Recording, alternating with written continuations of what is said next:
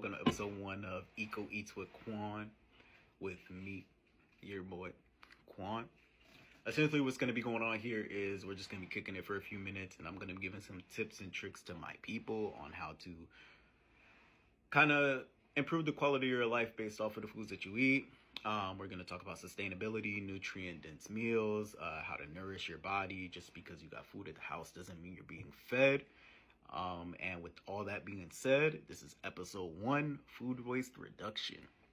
I will be looking at my notes from time to time, so sue me.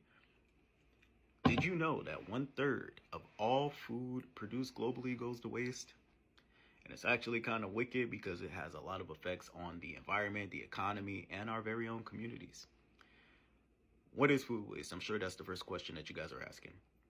Food waste occurs when perfectly good food is thrown away. Whether it's on a farm, during transportation, at stores, in our homes. It's a huge problem, but the good news is we can change that. There's a simple breakdown of how food waste happens. Food is grown and harvested at the farm. Sometimes it doesn't make it off. It's thrown in the garbage.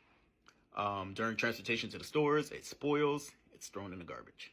At the stores, it's not considered aesthetically pleasing, meaning that it's too ugly to put on the shelves. So it's thrown in the garbage. And in the food that does make it home with us, we throw a lot of it away because of overbuying, improper storage, and not using leftovers. Why is this such a big deal? Why am I yapping about food waste reduction, blah, blah, blah? Firstly, there's the environmental aspect. When food ends up in landfills, it decomposes and produces methane, which is a lot more potent than carbon dioxide, which contributes to climate change. And we do believe in climate change in this household.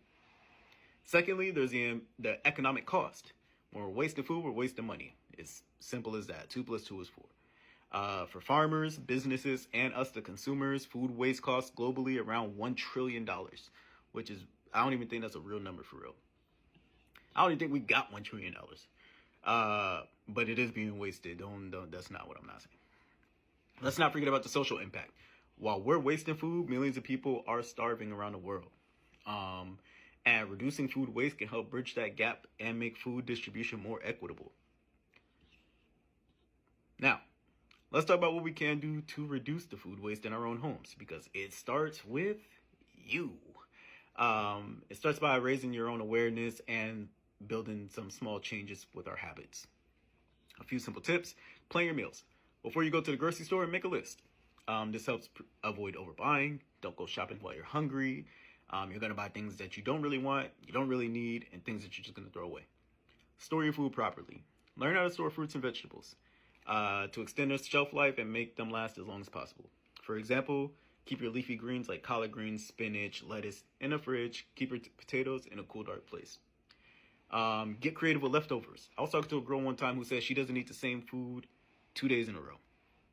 It's kind of wicked, a little too bourgeois for me, so had to go. Get creative, make a whole new meal out of the leftovers. Take those leftover veggies and fruits that you had. You can create soups, stocks, dips, sauces, easily freezable meals and dishes that you guys can keep eating as the days go on. And understand expiration dates. The best buy date on your produce or on the food that we buy is about quality, not safety.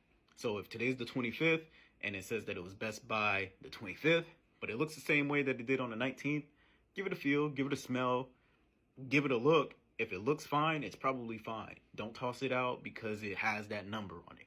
That's how we reduce food waste. By making these small changes, we can definitely reduce our food waste definitely reduce our food waste and make a positive impact on our environment and within our communities. And that's it. That's it for the introduction on food waste and its impact. In the next episode, we're going to be talking about how composting at home further reduces food waste.